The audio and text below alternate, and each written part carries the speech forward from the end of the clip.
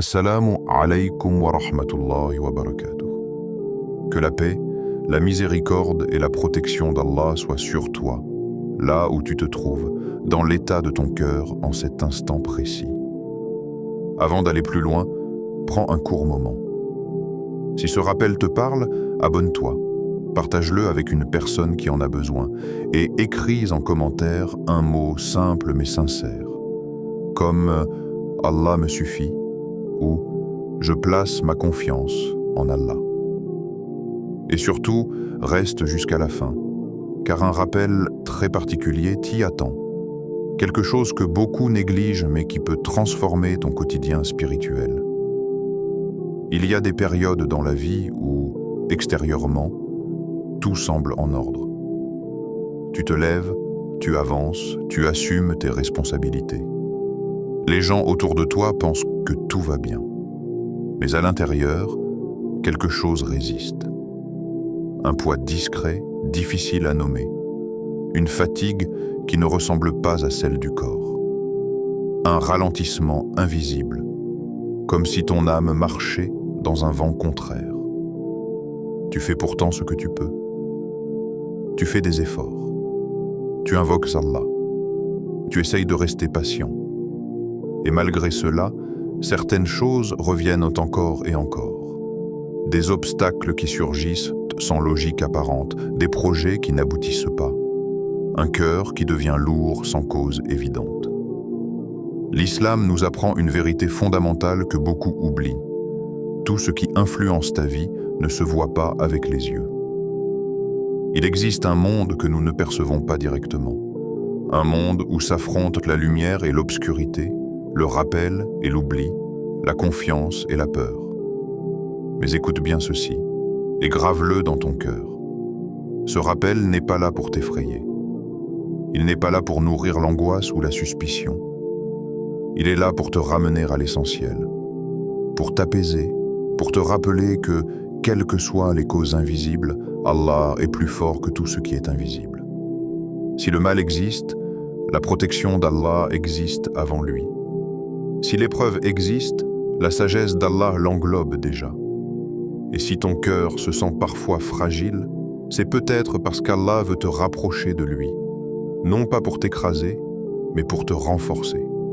Le croyant n'est pas celui qui analyse chaque difficulté avec peur. Le croyant n'est pas obsédé par le mal. Le croyant vit avec une certitude profonde. Rien ne se produit sans la permission d'Allah. Cela signifie quelque chose de très puissant. Cela signifie que même ce qui te fait peur ne peut pas te dépasser. Même ce qui te fatigue ne peut pas te détruire. Même ce qui te touche n'agit que dans les limites fixées par ton Seigneur. Rien ne peut t'atteindre si Allah ne l'a pas permis. Et rien, absolument rien, ne peut te protéger mieux que ton lien sincère avec lui. La vraie sécurité ne vient pas de ce que l'on porte sur soi. Elle ne vient pas d'objets, ni de gestes vides de sens, ni de pratiques étrangères à la sunna. La sécurité véritable descend dans le cœur quand il est vivant par le dhikr, stabilisé par la prière et éclairé par le Coran. Pas un Coran récité machinalement, mais un Coran vécu, écouté, accueilli, même quand les versets semblent lourds, même quand l'émotion ne vient pas tout de suite. Le croyant fort n'est pas celui qui ne ressent jamais de faiblesse. C'est celui qui, dans la faiblesse, continue de se tourner vers Allah. Même lentement, même avec peu de mots, même avec un cœur fatigué. Si aujourd'hui tu ressens ce poids intérieur, ne le balaie pas, ne le nie pas. Et surtout, ne pense pas que tu es seul. Des cœurs sincères passent par ces états, et souvent, c'est dans ces moments-là qu'Allah prépare une ouverture. Reste bien attentif à ce qui va suivre. Chaque partie de ce rappel est construite pour t'aider à comprendre, sans dramatiser, sans exagérer, mais sans minimiser non plus ce que ton cœur traverse. Et rappelle-toi, la protection d'Allah ne dépend pas de ta force, mais de ton retour vers lui premier. Premier signe, les blocages répétés. Il y a des blocages qui crient et d'autres qui murmurent. Ceux dont nous parlons ici ne font pas de bruit. Ils ne s'annoncent pas clairement. Ils s'installent doucement, presque poliment, jusqu'à devenir familiers. Tu avances, tu fais ce qu'il faut, tu prends des décisions, tu te motives, tu te lèves chaque jour avec l'intention d'aller plus loin. Et pourtant, rien ne s'ouvre vraiment. Chaque fois que tu crois toucher ton objectif, une porte se ferme. Chaque fois que tu penses avoir compris le chemin, il se brouille à nouveau. Ce qui trouble le plus, ce n'est pas l'échec en lui-même. C'est son caractère répétitif, comme si la même scène revenait sous différentes formes. Comme si quelque chose t'arrêtait toujours au même point, sans jamais se montrer. Tu changes de méthode, tu ajustes ton comportement, tu fais plus d'efforts. Et malgré cela, l'impression demeure. Tu avances contre un mur invisible. Ce genre de blocage fatigue l'âme. Il use la motivation. Il fait naître des questions silencieuses. Pourquoi moi? Qu'est-ce que je fais mal? Est-ce que mes invocations sont entendues? Et parfois, ce blocage ne touche même pas les affaires de ce monde. Il touche quelque chose de plus intime, plus sacré. Tu te lèves pour prier, mais ton cœur est lourd. Les paroles sortent, mais l'élan intérieur manque. Tu veux te rapprocher d'Allah, mais une résistance étrange s'installe, comme si ton âme était ralentie. Tu ne refuses pas la prière. Tu ne la renies pas, mais tu la portes avec difficulté. C'est là que beaucoup se trompent. Ils pensent immédiatement à un problème extérieur, à une malchance, à une injustice humaine. Alors que parfois, le blocage est un langage, un appel discret, une invitation silencieuse. Allah ne bloque jamais sans sagesse. Quand une porte se ferme à répétition, ce n'est pas toujours pour te punir, mais pour t'orienter. Peut-être que ton Seigneur t'appelle à revoir l'intention, pas l'action, à purifier le cœur, pas à multiplier les mouvements. Il y a des moments où Allah ralentit ton pas pour que ton cœur le rattrape. Le croyant n'est pas celui qui force toutes les portes. C'est celui qui apprend à s'arrêter, à observer son intérieur et à se demander où en est mon lien avec Allah vraiment. Parfois, le blocage vient quand la prière devient mécanique, quand le dhikr est récité sans présence, quand la confiance est remplacée par l'angoisse du résultat. Car la vraie force du croyant ne réside pas dans la maîtrise des causes, mais dans la remise sincère à Allah. Renouveler la prière ne signifie pas seulement prier davantage, cela signifie prier autrement, avec plus de vérité, avec plus d'humilité, avec la conscience que tu te tiens devant celui qui voit ce que personne ne voit. Multiplier les invocations ne veut pas dire réciter plus de mots. Cela signifie parler à Allah comme on parle quand il ne reste plus personne d'autre. Et se confier entièrement à Allah n'est pas une faiblesse. C'est l'abandon le plus puissant qui soit. Celui qui place sa confiance en Allah n'est jamais abandonné, même quand le chemin semble immobile. Il y a des blocages qui disparaissent, le jour où le cœur se remet à sa juste place, non pas au centre de la peur, mais au centre de la confiance. Deuxième signe, la fatigue et les maux inexpliqués. Il existe une fatigue que le sommeil ne répare pas, une fatigue qui persiste même après le repos, une lassitude qui ne vient pas du corps, mais qui l'habite. Tu fais ce qu'il faut, tu dors, tu manges correctement, tu consultes, les examens sont normaux, les résultats rassurants, et pourtant, quelque chose ne va pas. Ton corps est là, mais ton énergie semble ailleurs. Ton esprit est présent, mais ton cœur est oppressé. Il y a des nuits où le sommeil devient difficile. Non pas parce que tu penses trop, mais parce que ton âme est agitée sans raison claire. Tu te réveilles fatigué, comme si la nuit n'avait rien réparé. L'islam ne nie jamais la médecine. Il ne méprise jamais la science. Mais il rappelle une vérité essentielle. L'être humain n'est pas qu'un corps. Il est une âme, un cœur, une présence intérieur. Certaines douleurs ne se détectent pas par des machines. Elles se manifestent dans le souffle, dans la poitrine, dans la lourdeur intérieure. Quand le cœur est touché, le corps suit. Ce type de fatigue ne crie pas toujours. Il s'installe. Il épuise lentement. Il fait perdre le goût de certaines choses, même de ce qui faisait du bien avant. Et c'est là que le croyant doit se rappeler que la guérison ne vient jamais d'une seule source. Allah est Ash-Shafi, le guérisseur. Pas seulement des maladies visibles, mais aussi de celles que les mots peinent à décrire. Faire ses ablutions avant de dormir n'est pas un simple geste. C'est une remise à zéro, une purification qui touche l'extérieur et apaise l'intérieur. Réciter les sourates protectrices n'est pas un rituel vide. C'est une enveloppe de lumière, une barrière invisible qui calme l'âme avant le repos. Et demander la guérison à Allah n'est jamais un aveu d'impuissance. C'est reconnaître la vérité ultime.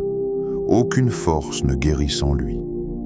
Il arrive que la fatigue soit un signal, un rappel, une invitation à ralentir pour écouter ce que l'âme essaie de dire.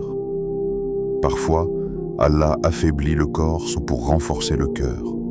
Parfois, il retire l'énergie extérieure pour réveiller l'énergie intérieure. Ce n'est pas une punition, c'est un recentrage. Le croyant qui traverse ces états ne doit pas se juger durement. Il ne doit pas penser qu'il a échoué. Il doit comprendre que certaines étapes ne se traversent pas avec la force, mais avec la douceur. Quand la fatigue persiste, le cœur a besoin d'être nourri par la parole d'Allah, par le silence du dhikr, par la présence consciente dans la prière.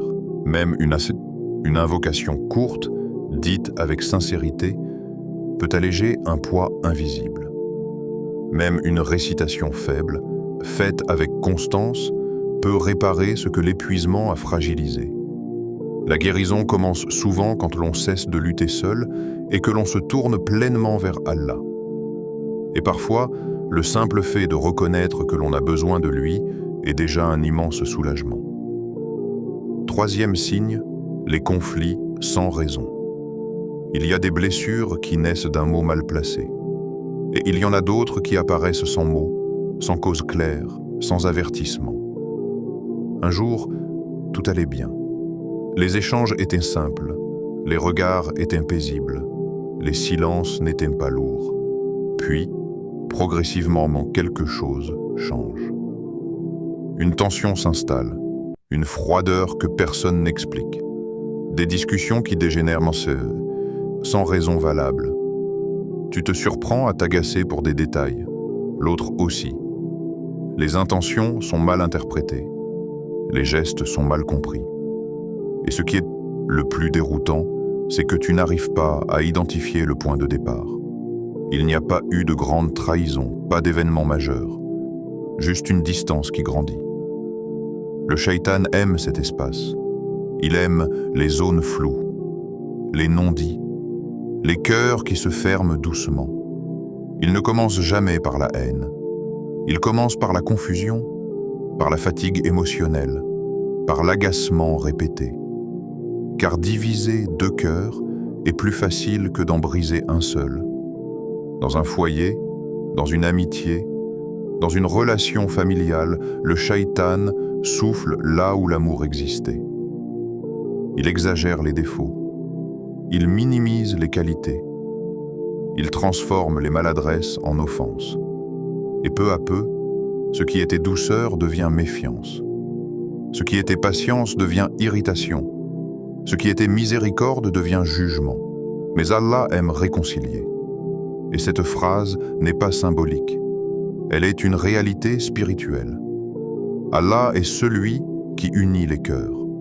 Pas seulement par les paroles, mais par la lumière qu'il dépose dans les âmes.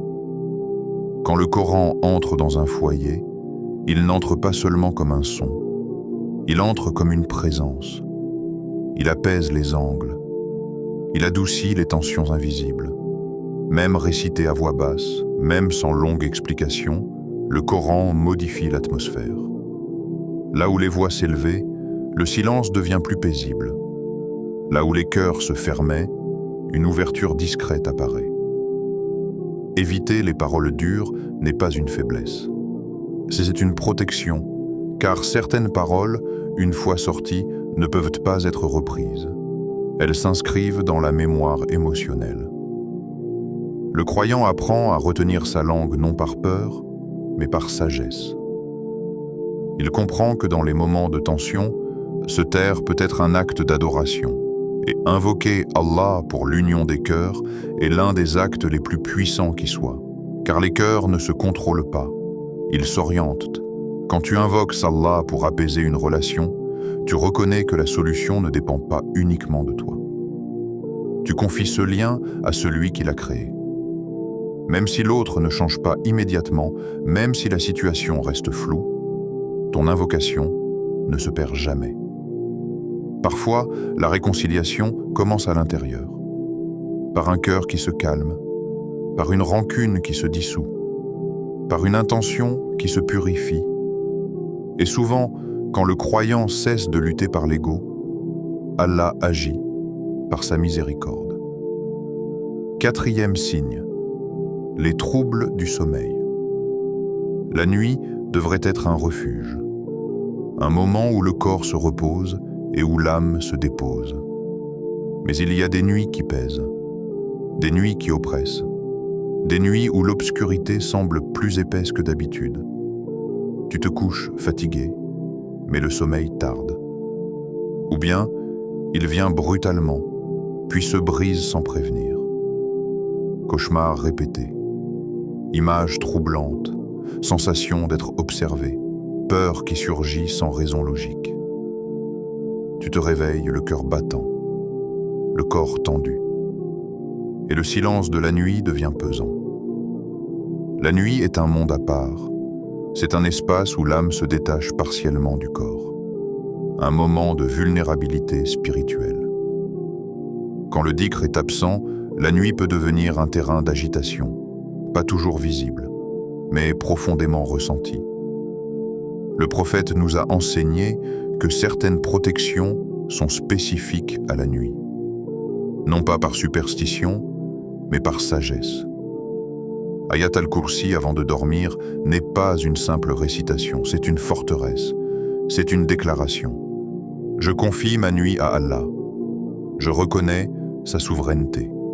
Je me place sous sa garde.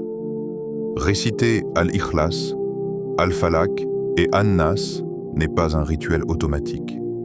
C'est une remise de soi, une enveloppe de lumière autour de l'âme. Ces sourates parlent de protection, de refuge, de dépendance totale envers Allah. Et remettre son âme à Allah avant le sommeil est un acte d'une profondeur immense. Car dormir, c'est accepter une forme de vulnérabilité. C'est reconnaître que l'on n'a aucun contrôle sur ce qui peut arriver pendant la nuit. Celui qui s'endort avec le nom d'Allah ne dort pas seul, même si la chambre est silencieuse, même si les pensées tentent de revenir. Le croyant qui protège sa nuit protège aussi son cœur. Quand les cauchemars persistent, il ne faut ni paniquer, ni dramatiser, ni ignorer. Il faut revenir aux fondations, à la parole d'Allah, aux invocations prophétiques, à la constance. Parfois, la paix revient progressivement. Parfois, elle s'installe soudainement. Mais elle revient toujours quand le cœur s'accroche à Allah. La nuit, quand elle est confiée à Allah, redevient un espace de repos, un moment de dépôt, un lieu de confiance silencieuse, quinquième signe, l'éloignement du cœur. C'est le plus dangereux des signes. Non pas parce qu'il fait mal immédiatement, mais parce qu'il s'installe sans bruit. Il ne provoque pas de cris. Il ne déclenche pas toujours de larmes. Il ne laisse pas forcément de traces visibles. Il agit en silence. Tu pries, mais sans goût. Les gestes sont là. Les paroles les sortent. Les horaires sont respectés. Mais le cœur ne suit plus vraiment. Tu ouvres le Coran, tu lis, tu écoutes, mais l'émotion ne vient pas. Les versets semblent lourds, parfois même lointains. Et c'est là que la peur commence. Une peur intérieure, discrète, que beaucoup n'osent pas formuler. Et si mon cœur était devenu dur? Et si Allah s'était détourné de moi? Écoute bien ceci, et laisse-le descendre profondément en toi. Ce n'est pas Allah qui t'a abandonné. Allah ne se détourne pas d'un serviteur qui cherche encore à se tourner vers lui, même faiblement, même maladroitement, même sans émotion. Ce que tu traverses n'est pas une fin, c'est une épreuve. Et pas une épreuve pour t'éloigner, mais pour te fortifier. Le shaitan ne s'inquiète pas d'un croyant qui chute puis revient, mais il craint profondément celui qui continue d'adorer Allah sans ressentir de plaisir immédiat. Car cette adoration-là est sincère. Elle ne repose pas sur l'émotion. Elle repose sur la foi. Il y a une grande illusion spirituelle qui touche beaucoup de croyants. Penser que la foi se mesure aux sensations. Or, la foi véritable se révèle quand les sensations disparaissent, mais que la direction reste la même. Persévérer sans ressentir est l'un des actes les plus lourds sur la balance auprès d'Allah. Continuer à prier quand le cœur est sec, continuer à invoquer quand les mots semblent vides, continuer à lire le Coran quand l'âme ne réagit pas. Tout cela n'est pas un échec. C'est une victoire invisible. Le Coran agit même quand tu ne le sens pas. Il agit dans les profondeurs. Il agit dans les couches que l'émotion ne touche pas. Comme une pluie fine qui pénètre la terre avant que la verdure n'apparaisse. Beaucoup abandonnent juste avant que le cœur ne s'ouvre à nouveau. Beaucoup pensent qu'ils sont hypocrites, alors qu'ils sont simplement éprouvés. La constance est plus aimée qu'un élan passager. Car l'élan dépend souvent de l'état du cœur, alors que la constance dépend de la sincérité. Allah regarde ce que tu fais quand personne ne te regarde. Quand tu continues sans applaudissement, sans frisson, sans récompense immédiate. Et parfois, l'éloignement ressenti est en réalité un appel plus profond. Un appel à revenir à Allah, non pas pour ce que tu ressens, mais pour ce qu'il est. Si tu as reconnu l'un de ces signes dans ta vie, les blocages répétés, la fatigue inexpliquée, les conflits sans raison, les troubles du sommeil ou cet éloignement silencieux du cœur, ne panique pas. La panique ne vient jamais d'Allah. Elle vient de l'oubli. Le mal ne gagne jamais contre celui qui revient sincèrement vers Allah. Jamais. Même si le retour est lent, même s'il est fragile, même s'il est rempli de doutes. Fais de ta prière ton refuge, non pas une charge. Fais du Coran ta lumière, non pas une obligation lourde. Fais du dhikr ton bouclier, même avec peu de mots. Allah est al-Hafidr, le protecteur, celui qui garde les cœurs avant même que nous sachions qu'ils ont besoin d'être gardés.